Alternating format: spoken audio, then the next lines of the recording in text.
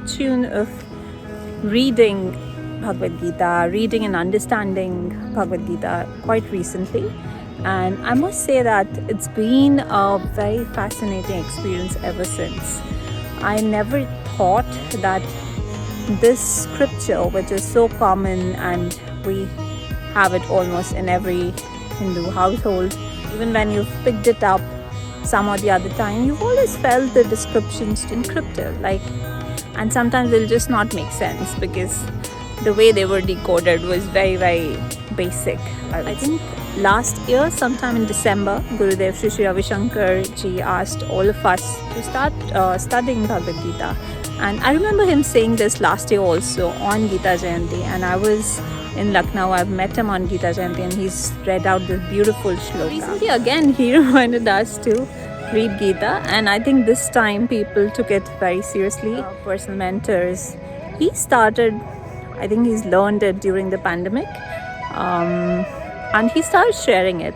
And the way he shared it was very, very interesting. Like, he would teach us 2 shlokas per day, and there was a commitment for a year. The examples he gave was very practical. Application of knowledge is practical. That's a trait that I've observed in the Art of Living in general, in all its programs.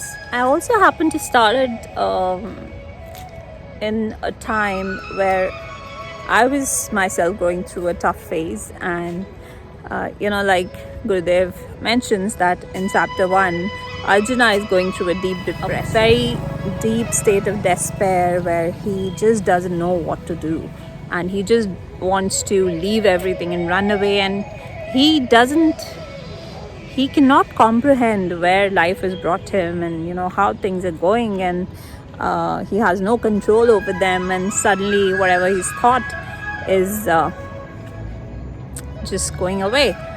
And his loved ones are standing in front of him, and there's a war that he has to fight, and there's a deep dilemma, there's a deep sense of confusion. He asks Krishna to take the chariot in the middle where he can see who all he has to fight, and when he sees them he just breaks down, and he's having a nervous breakdown. He's saying, I can't do this, and he starts shivering and he starts crying and says, I just want to run away. And no logic is working for him, nothing is working for him. Then of course Arjuna starts giving all this logic in the world to Krishna, that why I should not fight.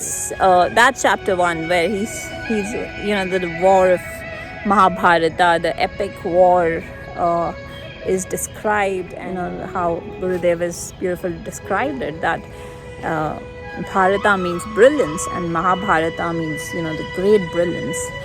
So the war of righteousness, and how many legends are standing there, the Maharathis standing there, and their qualities, their weapons, everything is described in chapter 1.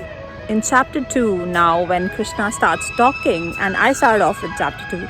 Initially he starts with poking his ego and saying, if you run away, what will people say? And when somebody is in delusion and somebody is just in depression and very low, you cannot just mollycoddle him and say, oh, poor you, and that'll firm his beliefs much more. So then you have to be firm, and you have to say, come on, wake up, what are you doing? And you have to kind of jolt the person, put some sense into them. And that's how Krishna first pokes his ego, tries to bring up his energy, put some sense into his mind. And from delusion, when Arjuna reaches this state of confusion, and he says, then you tell me, then what should I do? And I don't know what to do.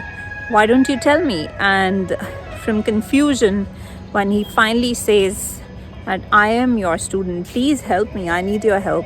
And he reaches that state of seeking, and he requests for help from the divine, and that's where Krishna actually starts unfolding the beauty which is called Bhagwad Geeta. I've got the fortune of learning it in such an amazing and interesting way. I thought of sharing it a little bit. This will still be a learning experience.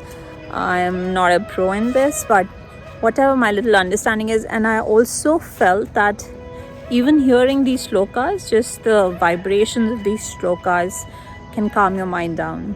And if you actually understand them, then of course it has a different effect altogether.